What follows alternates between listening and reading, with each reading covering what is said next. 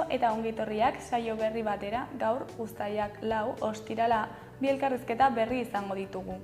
Gaurkoan hemen platoan Amaia eta Ekine izango ditugu, Iruñerriko mugimendu feministatik datozenak. Iruñerriko mugimendu feministak protokolo berria aurkeztu du San Fermin hauetarako. Eta gaur gauean manifestazioa abiatuko dute Baratxurien plazatik gaueko 11etan.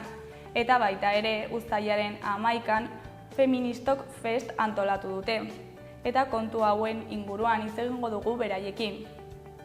Eta beste alde batetik Amaia Izkorekin egongo gara Urbasa Handia bizirik plataformatik datorrena. Plataforma hau Urbasa Handian ezarri nahi diren makroproiektuak salatzeko sortu zen eta honen inguruan hitz egingo dugu berarekin. Baina bi elkarrizketa hauekin hasi baino lehen goazen gure betiko edukia ikustera.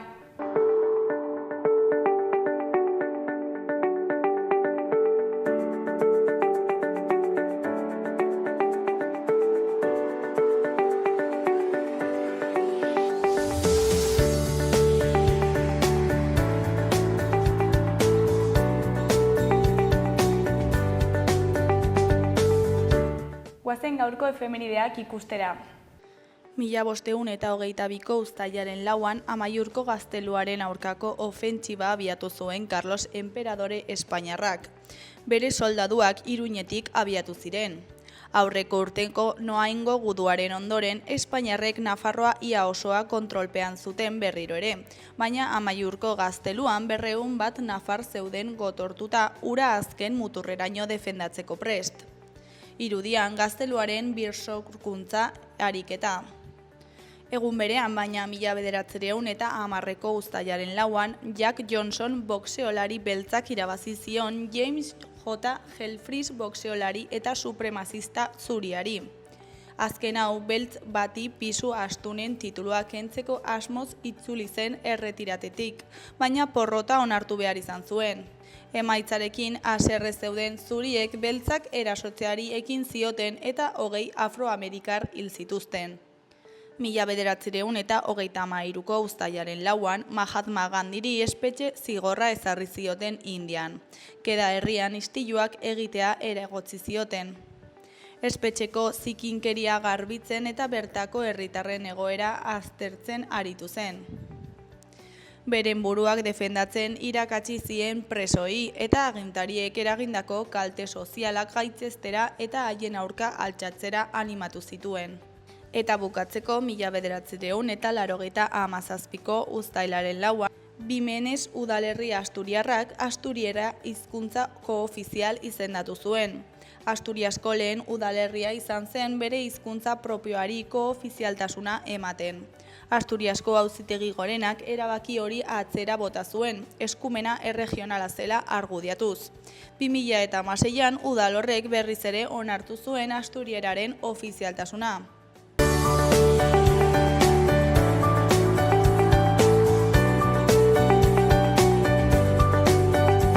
Ikus dezagun gaurko egunkarien azalek zer dioten. Diario de Noticias egunkarian horrela dio lerroburu nagusiak. Epaileen grebak jarraipen handia izan du Nafarroan eta dozenaka epaiketa eten dituzte. Deialdiaren babesa 80% ingurukoa dela diote. Zalantzan jartzen dute karrera judizialera sartzeko proiektua eta fiskalei zigor instrukzioa ematen diena. Argazki nagusian, atzo Txupinazoko 3 protagonistak Diana Karrat, Lidon Soriano eta Eduardo Ibero udaletxera joan ziren une emblematiko horretako zeremoniala ezagutzera. Honen lerroburuan jala Nafarroaren entxegua Txupinazoaren aurretik. Erdian dagoen lerroburuan, grisa kolorez nabarmenduta, Zerdanen abokatuak esan du preso dagoela Aitor Dezan behartzeko. Goi eskuineko zutabean 3 albiste daude. Batetik, Iruñan egindako salaketa baten ondorioz webguneetako bezeroei estortxoa egiten zaien banda bat erori da. Bestetik, laneko arriskuen prebentzioa ez dela bete salatu du Labek. Azkenik BBVaren txosten baten arabera, gaur egungo gazteak 71 urterekin erretiratuko dira. Diario de Navarra egunkarian horrela dio lerroburu nagusiak, PSNek H. Bilduri eman dio ustelkeria batzordearen presidentetza. Otegik onartu du Serbi Navarreko jabeak Santos Terdanekin harremanetan jarri zuela. Terdanek dio epaileak kartzelara bidaltzen duela bere burua errudun aitor dezan. Argazki nagusi bezala, Diario de Navarra egunkariak gaur oparituko duen San Fermin berezia. Honen lerroburuan San Fermin osoa. 98 orrialde San Ferminetan murgiltzeko argazkilarien kamereren kartelen aurpegien bidez. Ezkerreko aldean, batetik Bilabesen grebak herritarren ezinegona areagotu du. Bestetik Iruñerriko ibai pasalekua 4,4 kilometro gehiagorekin hasi da. Jarraian, sexu transmisiozko gaixotasunen gorakada geldiezina. Goiko aldeko berrietan, alde batetik, Hermoso, Aguado eta Talabante Tuterako ferian. Beste alde batetik, Mutiloa, Zubia, Lezamara zeharkatzen azkena. Bukatzeko, Etxarri, Eurobasketeko txapeldun ordea izan ondoren. Gara egunkariaren titular nagusian, fase hori agortuta ikusten du Otegik eta prozesu demokratikoa irekitzeko eskatu du. Argazki nagusian, Irati Jimenez EH Bilduko ordezkaria dugu. Lerroburuak horrela dio, EH Bildu izango da esleipenei buruzko batzordearen buru. Ezkerreko aldean, genozidioari etekina atera dio armagintza sektoreak. Beheko aldean, iritsi da atalean, batetik San Ferminak, 48 ordu baino ez dira falta Euskal Herriko jai unibertsalenak hasteko. Bestetik BBK Liben India elektronika eta musika beltza dira 2025ko edizioko protagonistak. Honen ondoan, Txente Garzia Acosta Movistarreko kirol zuzendariaren hitzak ditugu. Atentzioa ematen dit jendeak drauginan gogoratzen jarraitzeak. Berria egunkariaren titular nagusian, EH Bilduk zuzendu du Nafarroako herri lanak ikertu dituen batzordea.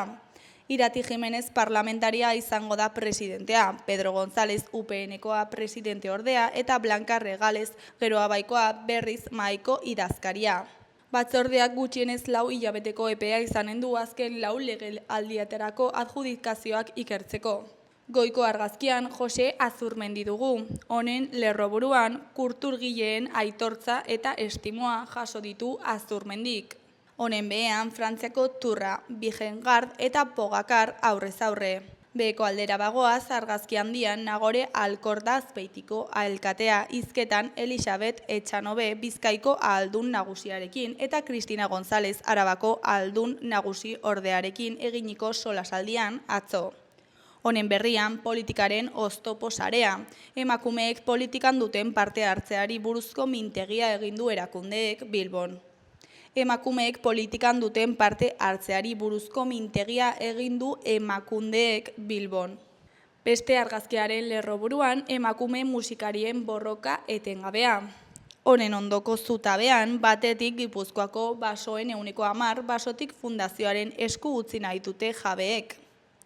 Bestetik, Macronek proposatu du Kaledonia berria Frantziaren estatu libre elkartua izatea. Amaitzeko paralelo 0, ez ipar ezego, jaialdiak Irun, Hondarribia eta Hendaia lotuko ditu. Euskal Herri irratiari dagokionez, titular nagusian, LAB sindikatuko Inko Iriarteren arabera, Nafarroako enpresen 80% ez du prebentzio neurri eta segurtasun formakuntza betetzen, hau asaldagarria da. Nafarroako gobernuak egin duen ikerketa txosten baten arabera, aztertutako enpresen 20% soilik betetzen du prebentzio araudia. Nafarroako lan istripu datu beltza objetibizatu dugu horrela, salatu du Euskal Herria irratian LAB sindikatuko Inko Iriartek. Istripu zauritu eta heriotzen ardura enpresariek dute berretsi da. Eskuineko berrietan, goikoan, Mikel Irujoren arabera, BSH-ren jarrera ulergaitza izan da eta lantegiko industrializazio planari zailtasunak jarri dizkio. BSH, Zuzundegi edota nano enpresetako langileak euren lanpostua ez galtzeko borroka bizian dauden bitartean, langabeziak behera egin du, 2008tik ekaineko emaitzarik onena izan delarik. Behekoan, Ander Elustondoren arabera, Iruñeko musika estenaren erakuts lehioa izanen da San Ferminetako DLC kulturgunea. Laurogei kolektibo baino gehiago biltzen dituen DLC kultur egitasmoak bere gunea izango du aurtengo San Ferminetan. Antoñutiko aparkalekuan egonen da eta DJak izanen ditu protagonista, kontzertuak eta zuzeneko showcasak ere egonen diren arren.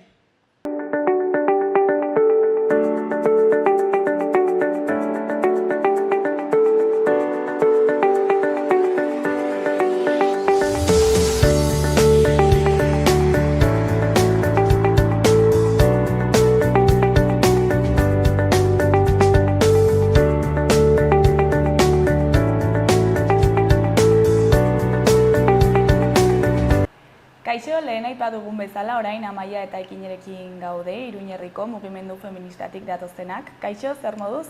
Opa, kaixo. Kaixo. Bueno, bi egun falta dira San Ferminetarako, eta orokorrean gogo handiz hartzen dira, baina nola hartzen dituzue zuek mugimendu feministatik? Bueno, alde batetik esango nuke gogotsu, ez? Jai egiteko, ez? Eta jai girorako gogoz, kaleak hartzeko, ez? Bertan egoteko, eta igual beste alde batetik ardura batetik ere bai, badakigulako jaiguneetan agian esplizitatzen direlako beste modu batera edo beste intentsitate batera ere bai, egunerokotasunean jasaten alditugun erasoak edo jarrerak edo dena delakoa, eta hortik ere bai, ardura batetik jakinda mugimendu feministaren parte garen heinean horri erantzun bat eman beharko diogula momenturen batean eta prest egon behar garela horretarako, baina oro har esango nuke gogotsu guk gure egitaraua ere bai partekatzeko, jaien parte izateko, feminismotik ere bai jaiak eraikitzeko, orduan dikotomia horretan pixka bat esango nuke. Bai, izango nuke baita ere hori, prebentzio maila baita ere landu dugula, lanpila egin dugula, nolabait, ahalik eta gehiena bermatzeko jaiak libre izateko, gozatzeko, prest egoteko denak, ez? Baina, esan dugun, horretarako lan bat egin dugun aurretik, eta beti erdura hori dugula, zerbait gertatzen bada, erantzun feminista potente prestatzeko ere, ez? Gutxi gora, zenbat egoten zarete prebentzio hau prestatzen?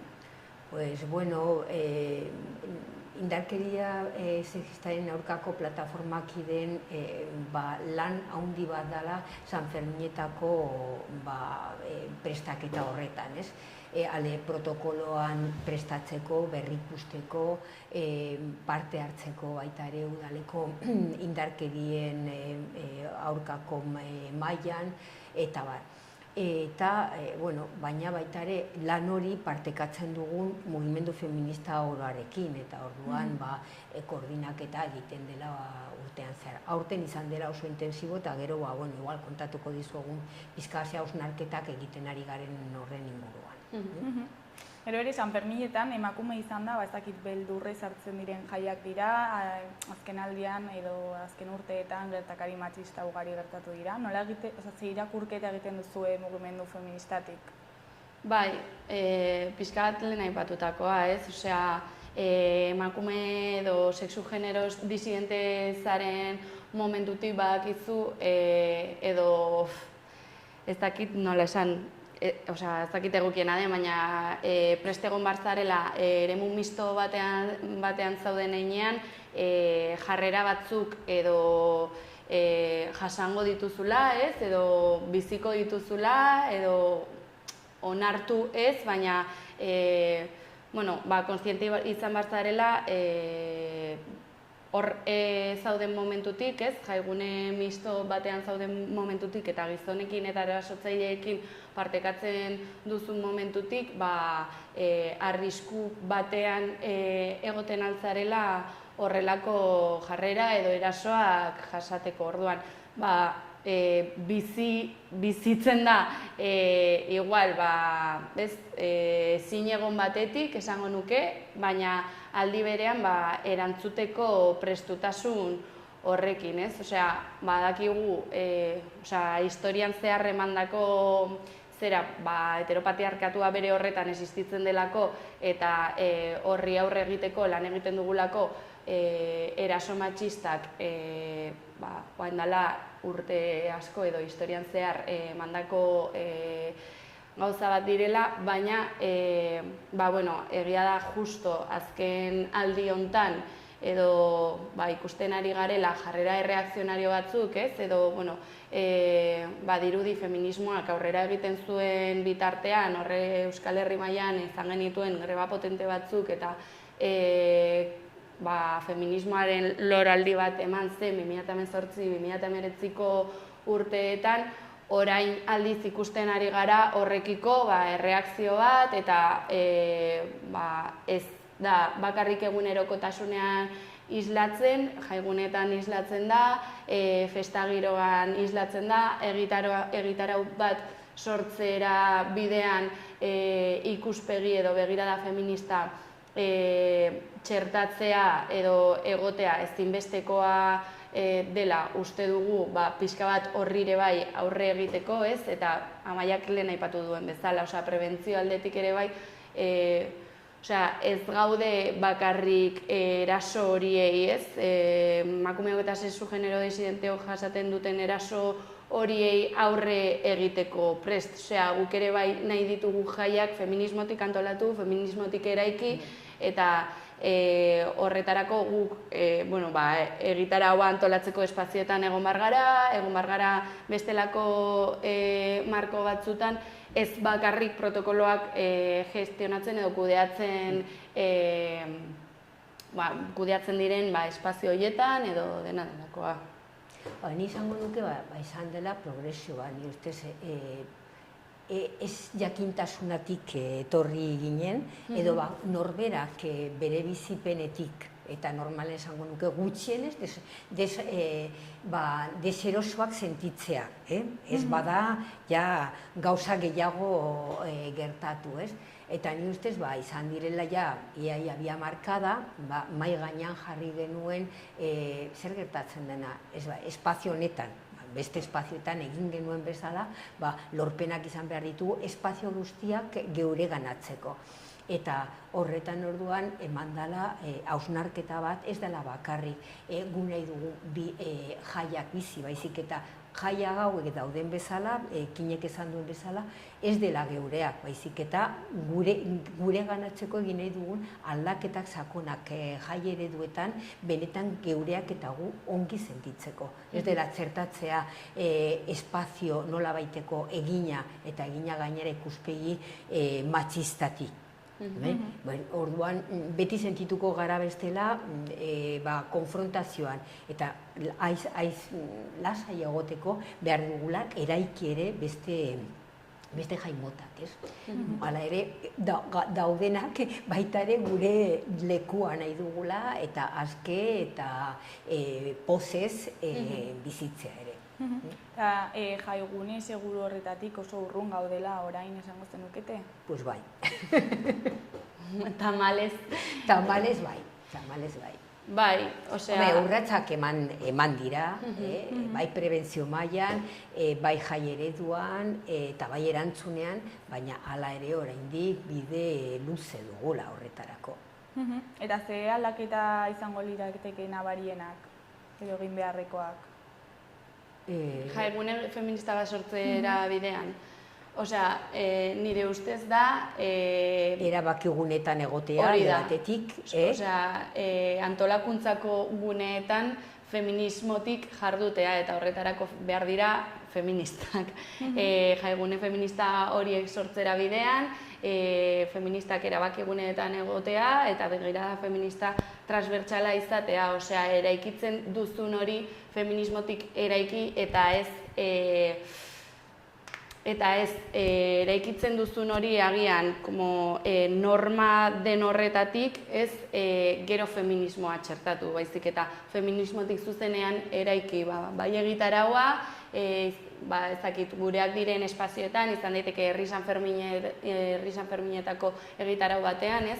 Feministak baldin badaude antolakuntza hortan, egitarau feminista bat izango da, ala beharrez, hortik eragiten baitugu eta sortzen baitugu, ezta? Eta adibidez, herri San Ferminetan ikusten duzu espazio hori posibleagoa dela? Herri San Ferminetan adibidez, mugimendu feministatik parte hartzen dugunean antolakuntzan, esango nuke espazio seguruagoa izan daitekela, hortik eraikitzen bada, hortik eraikitzen baita eta hortik eragiten baitugu, ez? Gitarau bat planteatzen duzun momentuan, gitarau horren eguneko, imaginate ezakit, 80 planteatzen baduzu gizonezkoentzat edo hartzailea gizonezkoa dela pentsatzen, askoz zailagoa da, ez, emakumeok edo sexu genero disidenteok bertan eroso sentitzea eta inkluso gonbidatuak sentitzea hortara, baina aldiz, mugimendu feminista o bilgune feministatik parte hartzen dugun momentuan antolakuntza horretan eta gauzak pentsatuta daudenean feminismo horretatik askoz errezagoa da jaigune hori bere horretan erosoagoa izatea bai emakumeentzat eta bai sexu genero disidenteontzat. Eta San Ferminetan zergatik uste duzu hau dela zailagoa oraindik, adibidez herrietan edo auzoetan baino? Bueno, auzoetan eta herrietan ez badago olako partaidetza handia mugimendu feministatik arazoa berbera dela eta askotan ematen dela gune txikietan eta hola errezago antolatzeko, San Fermina dira makrofesta bat, eta beste aldetik badago San Ferminetako maila udalan biltzen direla eta hor parte hartzen dutela, bai peinak eta baitaren mugimendu feminista, baina normalean badago maila espezifiko San Ferminak berdintasunean eta hola, eta oso gutxitan, eta egiten den, edo biltzen denean dela nolabaiteko azken ikutuak emateko programari, baina ez sorreratik parte hartzeko. Orduan, lehenago, kineko zongean aipatu du, esatea gauza badala sorreratik izatea ikuspuntu feminista oinarrietan, edo bestean, begiratu programa horretan zer sartuko zenuketen feministaren ikuspuntutik. Lehenago ezen horrela ez da ere, orain aukera hori badago, baina esaten dugunean erabakigunetan eta Iruñan erabakiguneak dira lehenengo jaz bakarriko deitzen dutenean talde herrikoiak parte hartzeko, porque oinarria dagoeneko politikoki antolatuta dagoela, ez? Baizik eta berrikustea, eta ni oroitzen naiz iaz adibidez, alkate jaunak eztabaida izan zenean, zezenekin ze gertatuko den, ez den gertatuko eta polemika hori jendartean dago, esaten zuenean, emango da, eman behar dela hori eta eztabaida askok oinarrian benetan nahi badugun San Fermina parekotasunean izatea. Bai, eta hor, igual, gehituko nuke, San Ferminen festa eta auzoekin alderatuta ez, igual, maila makroago batean ematen direla jai hauek, askoz jende gehiago dator San Ferminetara edo zein auzotako jaietara baino, eta, hor nahi eta nahi ez egia da, por estadistika probabilidad, askoz zailagoa dela kontrolatzea ze pasatzen den kaleetan, kontrolatzea zure jaigunea bera edo zure taberna ez, jende asko, fluxu asko dagoelako, jende askok parte hartzen du eta eskala txikiago batean antolatzen dituzunean jaiguneak edo antolatzen dituzunean jaiak izan daitekela, aipatu duzun hori ez, auzo batean edo herri txiki batean, asko zerrazagoa da denok txipigualean egotea, onartzea denok jaigune horretako normak ez, edo arauak eta esango nuke alde handiena dela hori eskala makro batean antolatzen direla San Ferminak eta horrek hor topatzen garela bestelako arazo batzuekin. Eta gero ere, kanpoko jendeak, igual dauka ikuspegi bat, ez dakit hemen denak balio duela, ez dakit deskontrol moduko bat, eta horrek ere, uste duzue, eragiten duela eraso gehiago izatea. Bueno, hori baita ere, puntu bat eraino egia da, eta beste puntu eraino mito. Bai, esango nukeen hori saldu dela baita ere irudia, hori ez dago legerik edo dena pres egin dezakezula San Ferminetan eta hola, eta hori dela eta erasoak ematen dira. Eta baina nik esango nuke mitoarena dela berregiten ari gara diskurtso orokorra. Kanpotarrek direnak erasoa egiten dutenek, baina zoritzarrez erasoen 80%koa direla gertukoenak. Zure kuadrillakoak, zure zenideak, zure lankideak eta bar, eta bar. Orduan, zen pixka lasai aztertzera, egia dela jende askorekin, eremu publikoan ematen direla eraso gehiago, normalean izaten kopuru horiek egiten dugunean dela eremu publikoa eta pribatuan, baina hala ere ez esan bakarrik kanpotarrek eta legerik gabekoak etortzen direna dira erasotzaileek. Bai, eta hor adibidez mugimendu feministak lan handia egiten du prebentzio lan horretan ez kokatzen. Porque egia da zabaldu dela, ez dakit mito deitu edo ustea zatoz San Ferminetara eta bendenak balio du eta ez dago araurik. Eta hor mugimendu feministak lan handia egin du San Ferminetara zatoz, baina gauza arau batzuk daude, denak ez du balio zure jarrera batzuk, ez du balio albokoa erasotzea, ez du balio, eta orduan hor lan ideologiko potente bat egin du mugimendu feministak, marragorri batzuk markatzen eta argi uzten, ez, denak ez duela balio eta kontu zibili bar garela, gatozela beste hiri batera edo bertakoak ere bai, San Ferminak direla eta ezin duzula egin nahi duzuna. Eta jendearen jarreran bilakaera bat nabaritu duzu, urteetan? Bueno, bai, argi dago, lehenago asolagabekeri handia zegoen gai horrekin. Esageratzen duzula, eta hori ez dut esaten ja intentsitate handiko erasoen aurrean, baina eraso txikiak ere, orain dela urte gutxi, nolabait normaltasunen jarreran ongi ikusiak, edo gaizki ikusiak ez gutxien, ez ikutzearena, lerdeak, hitze mingarriak, eta orain nire ustez ulertzen dela ja hori erasoa dela eta horrek ez du esan nahi amaitu dela, baina hala ere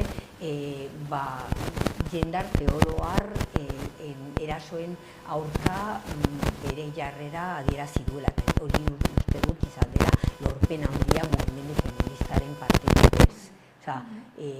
Aldatu dela pentsakera, pentsamendu aldaketa oro har eta erantzuna potente dela, ez? Nik ez dakit egun hauetan tabernaz taberna joan garela aurkestea, normalean jartzen dutela, kartela, erakusten diegula, jakinaren gainean daudela, ze protokolo, zer egin behar dutela, nola jokatu zerbait gertatuko balitz beraien eremuetan, eta iristen zarenean, bai, jarriko dugun tokikusgarri batean, berrikusiko dugula, dena den, ja nola baiteko badakigula eta dakigu nola bai zerbait egin behar dugun honen aurrean. Bai, zentu horretan mugimendu feministako aitortza bat onartuta eta egiten zaiola aitortza hori ez. Hala ere, izan dute gero erasoak identifikatzerako garaian batez ere gizonen artean, oraindik ere bai konplizidadea existitzen dela, oraindik, por supuesto, arazoa estrukturala den heinean, erasotzaileak gure artean jarraitzen dutela egoten, ezin ditugula ikusi erasotzaileak gauza isolatu bezala, baizik eta estrukturala denean, gizon guztiek errebisatu beharreko zerbait bezala, ez? Zuk zure privilegioetatik eta zure jarreretatik berrikusi behar duzun zeo zer bezala, eta naiz eta paradigma aldaketa hori eman den, gero egunerokotasunean egia da, oraindik erasoak ematen jarraitzen direla, jarrera batzuk onargarriak ez direnak ematen jarraitzen direla, eta oraindik badaukagula lan handia mugimendu feministatik interpelazio horiek egiten jarraitzeko eta gizonei eskatzeko ere bai, jaitsi daitezen privilegio horietatik berrikusi dezaten zeintzuk diren onargarriak ez diren jarrera horiek, ez? Eta batez ere bizigarria izateko espazio guzti hauek guretzat, emakumea, boierontzat, transentzat, marikentzat, inkluso. Bai, eta gaia aipatzen du konplizitatearena, pensatzen duguna hor dago klabea, batek portaera askoz importanteagoa dela mostea, kuadrillakoek eta beste gizonek esatea, hau onargaitza dela, eta ni ustez lan handia egin behar dela horretan, mostuko balut eta benetan kanpaina bat egin genuenean isolatu erasotzaileak, isolatu, portaera horik isolatu orduan eta parrez egitea eta ez jarraitzea, ez zer gertatu ez balitz bezala eta hola, orduan benetan bide handia ingo genuke. Eta horren protokolo berria aurkeztu duzu, ez da? Bueno, protokolo berria ez da, aldaketa txiki batzuk egin ditugun momentuz, egin dugun bidez aurten, pensatzen duen 13 urte daramagula protokolo adostasunaz instituzioekin eta gauza batzuk berrikusteko beharra eta orduan egin ditugu jardunaldia, tailerrak, adituak eta lan saioak eta atera ditugun idei mordo martxan jartzeko eta gauza batzuk aldatzeko eta baina beharko genuken modu ordenatu eta adostu eta zeintzuk bai, zeintzuk ez, berriro berrartu gaia datorren urtean. Aurten izan dela nahiko mankorra, hizkuntzatik balio duena ez duen balio neurriak eta buelta 1000 eman diogula. Eta aldaketa txiki batzuk egin dugun aurten, gehien bat pensatzen dugun guregan ez dugula zergatik hartu behar telefonoarena. Agian izan dela momentuz implementatu dugun aldaketa bakarraren bat, eta hola. Bai jarraituko dugun telefono bat izaten, baina bakarrik testigantza jasotzeko. Eta zabaldu duguna izan dela, pensatzen dugun urte hauetan egin den lana instituzioekin fortatu dugula, baliabide asko izatea eta baliabide horiek orain denon eskura daudela eta gainera azpimarratu behar dugula ez dela salaketa jarri behar, ez da, baliabide horietaz, baliabide horiek izateko. Orduan, triptiko batzuk zabaldu ditugun, nolabait, zeintzu diren baliabideak, nola egin, zer gauzak egin zerbait gertatuko bazitzaitzun, eta nola jokatu, eta hori zabalduko dugula toki guztietara. Eta esatea, gure telefonoa dagoela edo gure baitare e-mail bat jasotzeko gogoa baldin baduzu zeuria baitare deskargatzeko, kontatzeko eta gero erabaki ia nahi duzun anonimatoz edo nahi duzun hori dena zabaltzea, gero ikusiko dugu zer jasotzen dugun eta beti lehenengoa dela errespetatzea testigantza horiek ematen dutenak, ez? Eta horregatik protokolon gauza gutxi aldatuko dugun gehiago datorren ikasturteari begira. Eta zu biktima zaren heinean, agresio bat jasotzen baldin baduzu, zer egin behar duzu? Lehenengo laguntza eskatu. zaudenean olako egoeratan bakarrik ez egotea. Horren zaten dugunari ez, balen badago eraso handia jaso baduzun edo hola, guk aholkatzen dugun, ez garbitzea eta laguntza eskatzea inmediatoki. Eta orduan izan daiteke 112 eta orduan jarriko dutela udalarekin martxan eta baduzun eskubidea izateko bat akonpainatzen zaituela prozesu guztian, bai ospitalera joateko, bai salaketa egin nahi baduzun salaketa jartzera behar duzun laguntza guztian, 24 orduko zerbitzua dagoela zu laguntzeko. Abokatua bat baita ere doakoa, joan nahi baduzun, eta bere zure eskubideak dakiena, eta momentu horretan esango dizula, ez da beharrezkoa jartzea salaketa, baina eskubidea duzula, bai medikua, bai abokatua, bai zerbitzu guztiak. Bestela ez bada 112, dago KAIBS edo zerbitzu integrala, indarkeria jaso duten zerbitzu integrala, iaztik dagoena, 24 orduko zerbitzu eta berdin lagunduko zaituztela, edo ospitalera zuzen joan. Eta baita ere hor arreta izango duzula. Orduan, jarri dugun tripiko horretan baratuko duguna baita ere zaretan eta hola, dena oso ongi esplikatu dugula zer egin behar dela, nori zuzendu eta bar. Eta gehien bat hori laguntza eskatu ez egoteko beti izango duzun profesional bat zure ondoan eta ongi zentearazteko. Kazetako telefonoa, noski, kazetan baita ere zuzentzen bazara, hortze eremu pribatuan eramango zaitu ustela eta lagunduko zaitu ustela lasaitzeko, eta hola, badu zerbitzu psikologikoaren baita ere, honen laguntza, zerbitzu pila zure eskura, ez?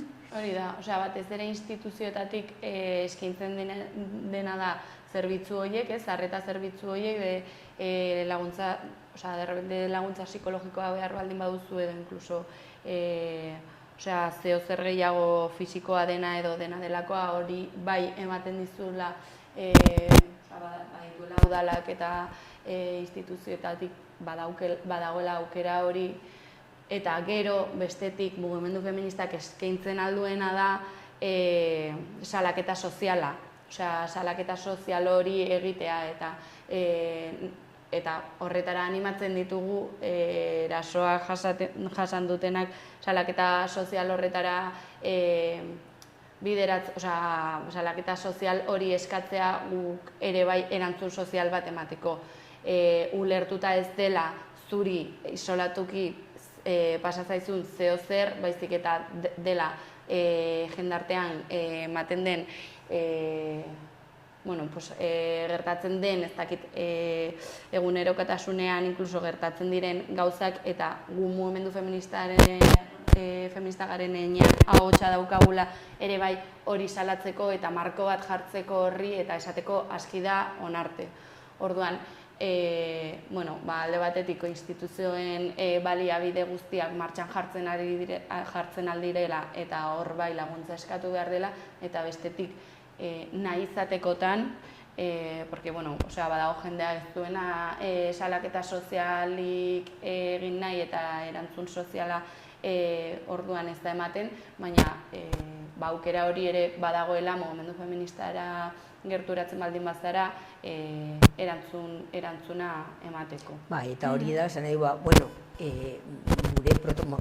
mugimendu feministaren protokoloak daudela erantzun soziala hori martxan jartzea, izango da anonimo edo ez anonimo pertsona horien desioaren araberan. Nahi du, errespetatzen dela anonimatoan nahi badute, eta beraiek nola baiteko aipatu ez, nik protagonismo eta izan nahi dute, eta ni zuzen baita ere protesta eta aldarria egin nahi du badut, orduan ematen zaiola olako hitza berari pertsonalki. Zaila dela, momentu traumatikoetan nolabait urrats hori eman nahi, baina mugimendu feminista hor dagoela, ez? Salatzeko. Babes hori emateko ere bai. Eta beharrezkoa izan ez gero, non kontsultatu daiteke protokolo guztia? Hor, kasetan, Kasetan duzue. Gaztelu plazan dagoela. Gaztelu plazan dagoela kaseta, eta gu banatuko dugun hori sare sozialetan eta hola, eta nahiko tabernetan baita ere dutela telefonoak eta dena jarrita, eta... Primeran.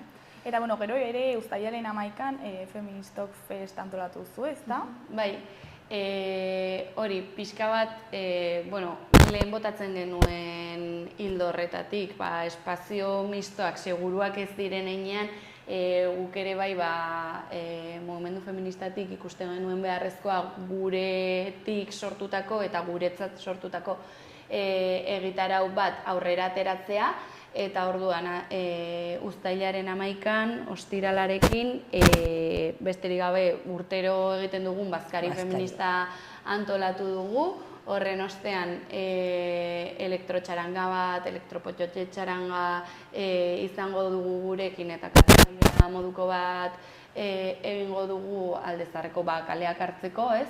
Pixka bat, eta amaituko da Herri San Ferminen gunean DJ Pezonekin. Eta gero ere gaur manifestazioa egingo duzu, ezta? Bai, urteroko manifa, pixka bat autodefentsa feministara deituz, eta aldarri hori pixka bat mahai gainean jarriz, lehen aipatutako prebentzio plan horri erantzuten dio, ez? Hemen gaude, denak ez du balio, kontuz erasotzaile aurrean gaituzu, ez ditugu zure jarrerak onartuko. Orduan, dei egiten diogu ere bai Iruñerriko jendarteari gerturatzeko baratxurien enparatzara gaueko 11etan, eta hortxe, bai. Eta normalean, zer nolako harrera dauka honek? Manifak, diozu, nahiko ona, erantzun nahiko potente izan da, ikusgarria, baita ere, hori dena ere, gure berrikuste prozeso horretan, honen balio baita ere, berbegiratzen ari gara, porque batean oso inpaktu handia izan zuena, eta, urtea pasatu birela, igual inpaktu txikiago du, ez? Baina, hala ere pensatzen dugun bere balio duela, eta normalean jendetsua da, eta bai. Eta, zer da San Ferminen hauetaz espero duzuena mugimendu feministatik? Espero, nahi, ahalik eta hoberen eta erasorik gabe izateko lasai eta gozatzen jai giroan. Hori da gustatuko litzaiguke, gero, gerokoak. Zaila dela lortzea, hori patriarkatuaren eskema oraindik ez da amaitu eta zaila dela lortzea nahi dugun jaia, ez? Jakin badakigu erasoak egongo direla, egunerokotasunekoak direlako eta naiz eta ez salatu jarrerak badaude, jendartearen estrukturaren parte diren heinean egongo dira, baina espero duguna da ahalik eta hobekien ateratzea, jendeak gozatzea, emakumeak eta sexu genero disidenteak lehen lerroa hartzea eta jaietaz disfrutatzea eta mobilizazioak deitu beharrez izatea. Hori da. Amaia, ezakit bukatzeko zerbait komentatu nahi duzuen, zerbait gehiago, jendeari zerbait esan, mezuren bat, ezakit. Ongi pasa eta ez erasotu. Eta gizonei hori ez erasotu, badago modua disfrutatzeko jaiaz, baita ere denoi errespeto eskaintzen. Bikote, mila esker gurera etortzeagatik, zuen protokoloa aurkezteagatik eta egiten duzuen lanagatik. Eskerrik asko zuei. Eskerrik asko zuei.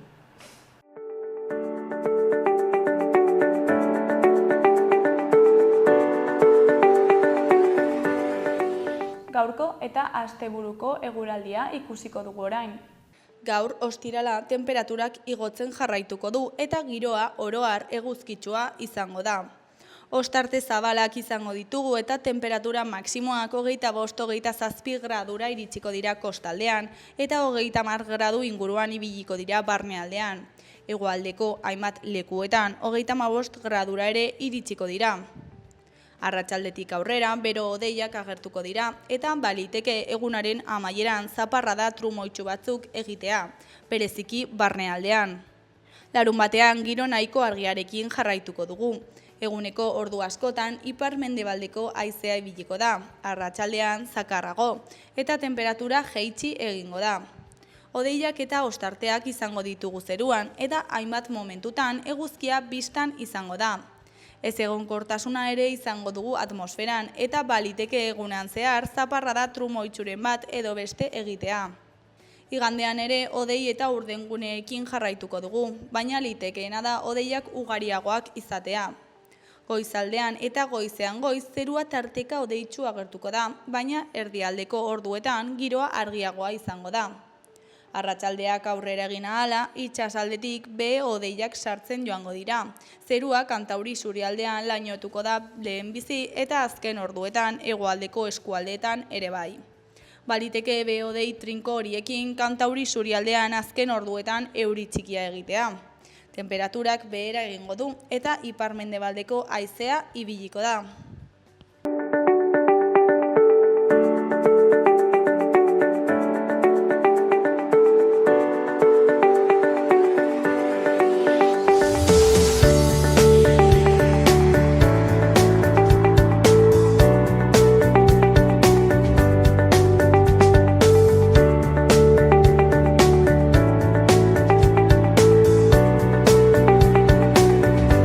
Hasieran esan dugun bezala, orain Amaia Izkorekin gaude, Urbasandia bizirik plataformatik datorrena. Kaixo, zer moduz? Kaixo, egunon, ondo?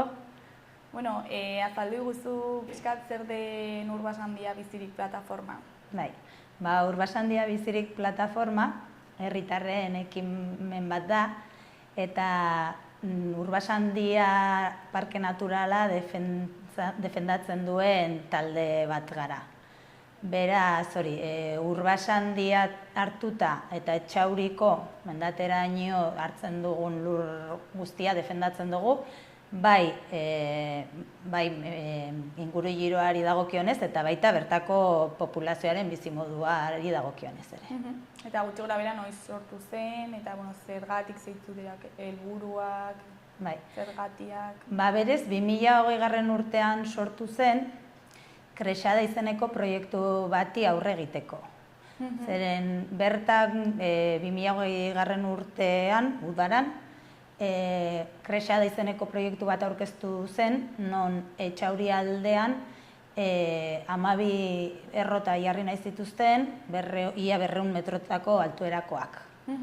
Orduan, horri aurre egiteko plataforma sortu zen, jendearen erantzunkizun moduan, eta ordutik lanean gaude horretan. Eta nola antolatzen zarete plataforman, nola da zuen lan egiteko modua, ezakitzen batetan biltzen zarete? Bai, hori pixka bat egoeraren arabera. Orduan, momentu honetan proiektu bat dago zabalik, beraz, momentu honetan horri erantzun bat ematen ari diogu. Eta bilera asko egiten ditugu, berez badaude bi talde, bata talde eragilea, jarduerak eta proposatzen dituena, eta gero beste talde orokorrago bat, non voluntarioak eta dauden, eta aurrera ematen ditugun proposatutako ekimen guzti horiek. Eta berez, bi WhatsApp talde bidez aritzen gara, bata da talde eragilearena, non beti hor hasten dira ideiak edo, eta proposamenak hor zabaltzen ditugu, eta gero proposamen horiei pixka bat itxura eman diogunean edo, talde orokorrera zabaltzen ditugu, eta voluntarioak eskatzen ditugu bertan, eta hor jendeak hori erantzuten du, bakoitzak bere borondatez, bereak egin dezaken lana azalduz.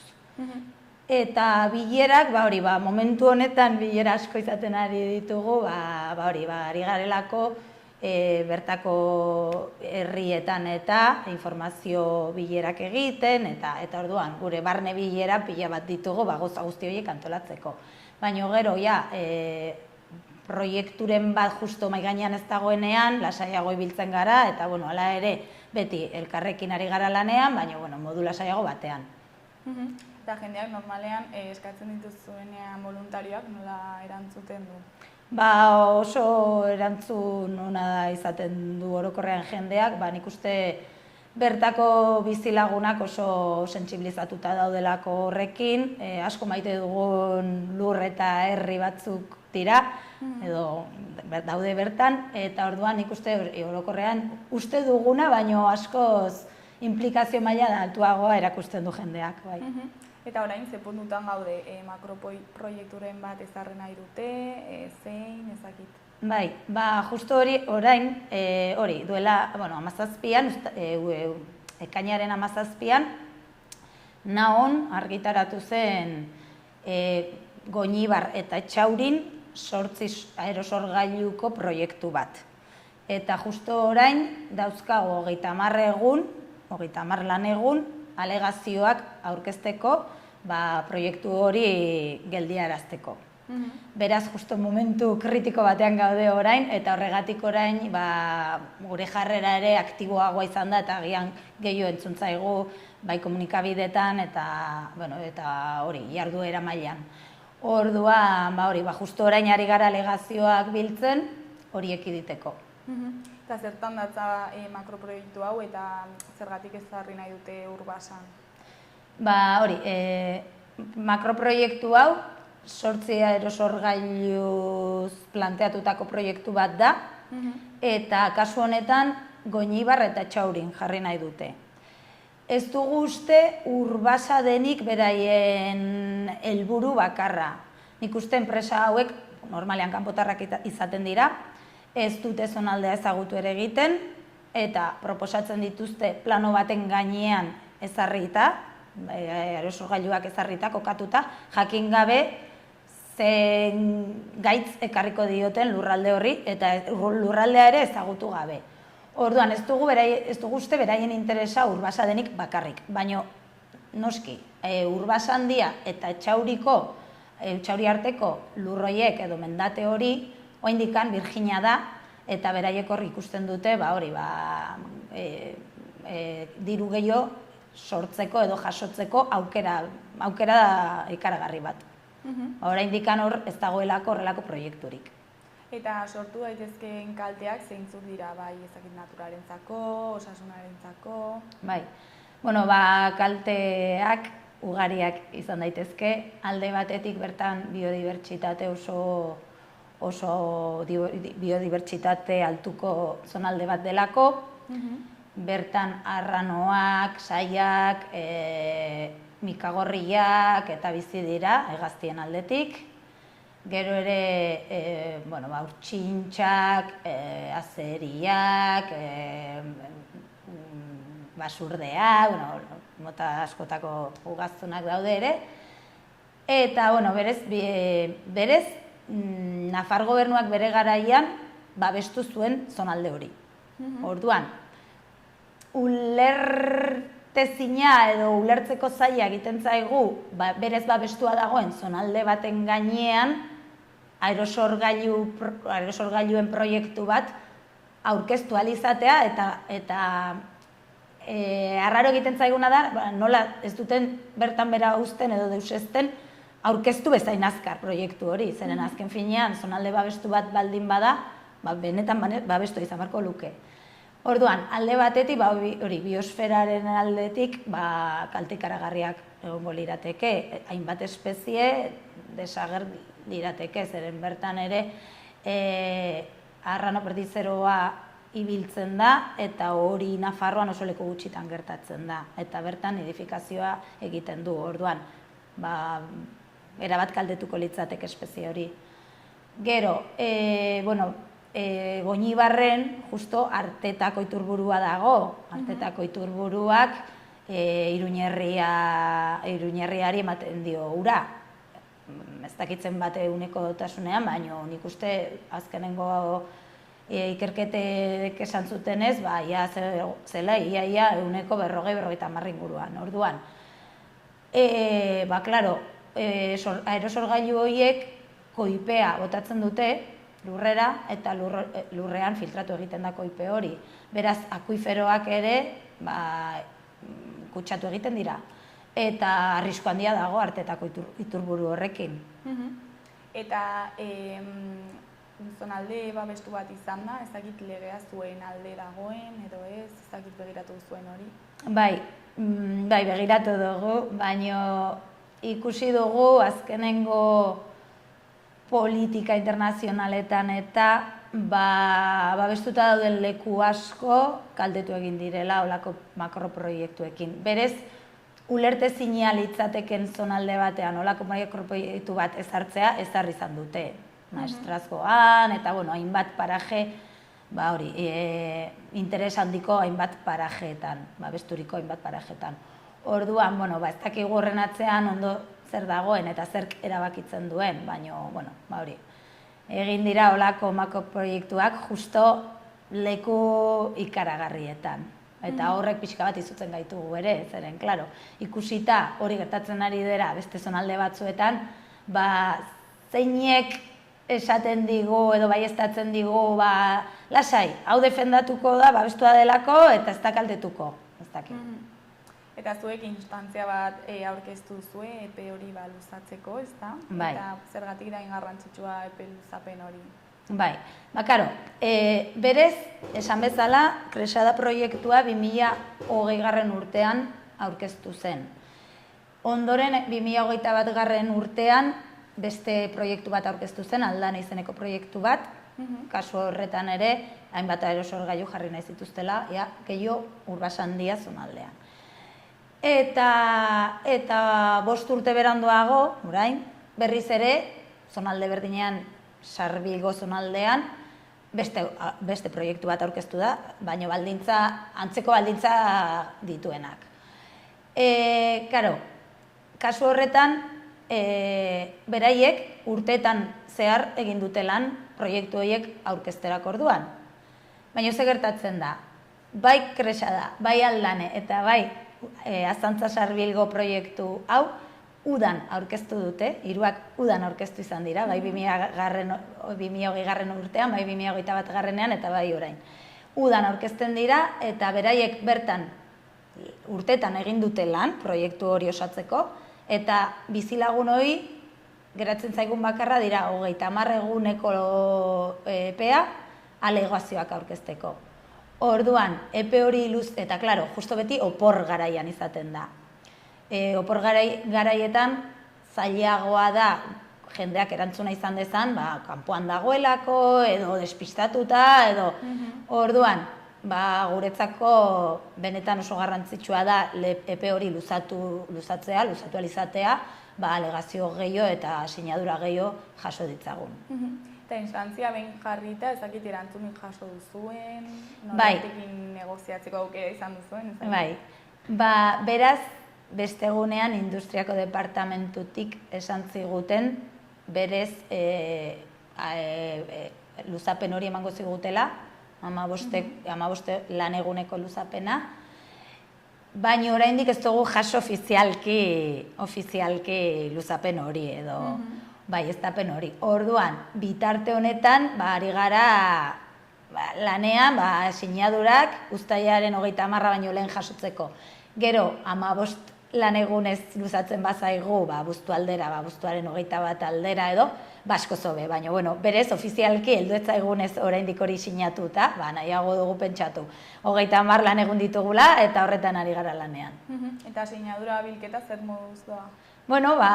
Nahiko ondo, zeren esan bezala hori jendeak oso ondo erantzun du, irmoki erantzun du, eta sentsibilizazio handia topatu dugu, eta hori, implikazio handia, bai Iruñerrian, bai Irurtzunaldean eta baita Lizarraldean ere. Beraz, oso pozik gaude, jendearen erantzunarekin. Eta zeintzuk dira pixkat hurrengo pausoak luzapena jasotzen baldin bauzue edo ez? Alegazio epea zabalik dagoen bitartean, sinadura gehiago jasotzen aleginduko gara, Eta horretarako Lizarrako ostegunetako azokan, postu bat jartzen dugu ostegunero, hori, alegazio dokumentua jendeari hurbiltzeko eta bertan sina dezaten. Gero bestalde, ondoko herrietako eta kaltetuak izango lirateken herrietan informazio bilerak egiten ditugu, jendeak jakin dezan berez proiektua nolakoa den, non egokituko lirateken aerosorgailuak eta hoien kalteak eta zeintzuk izango lirateken.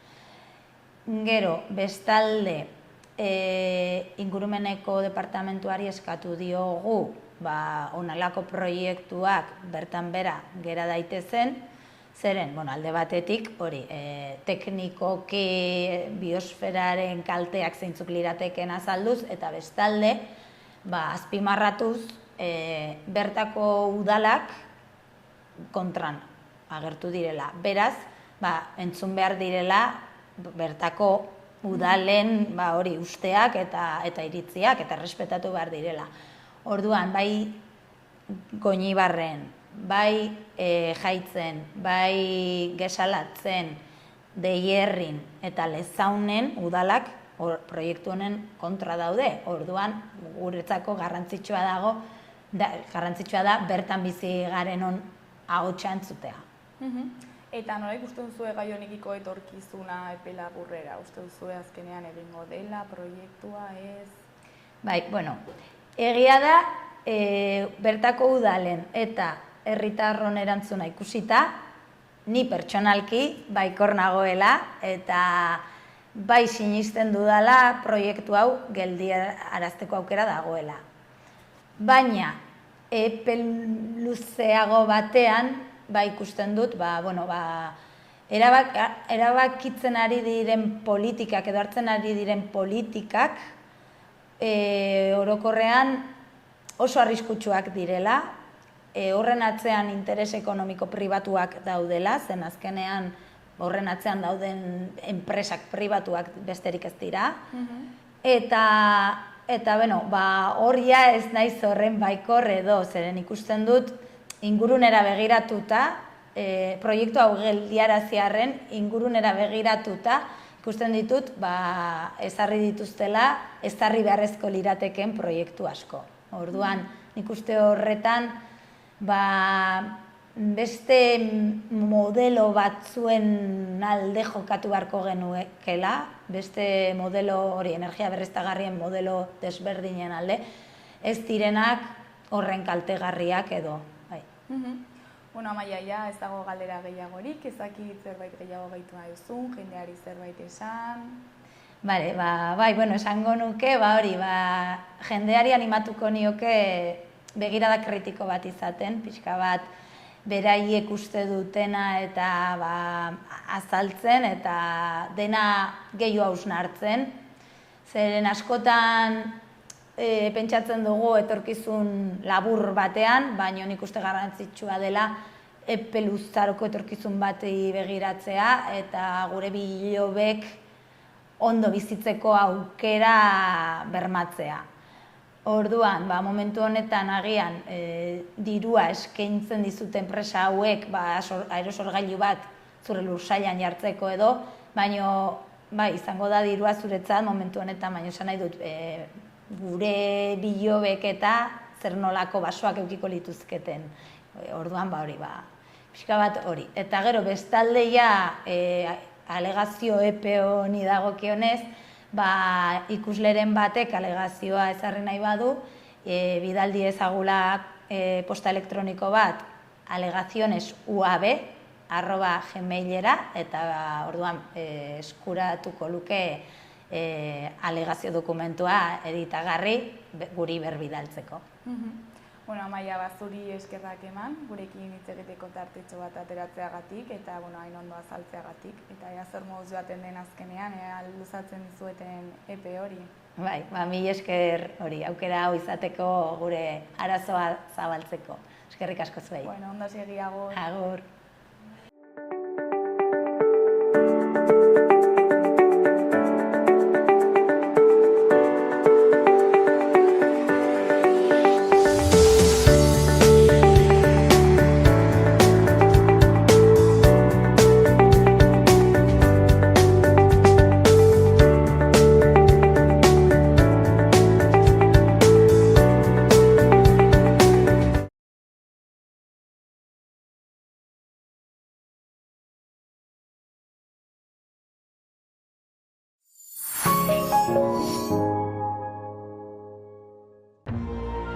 Gobierno de Navarra. Nafarroako gobernua.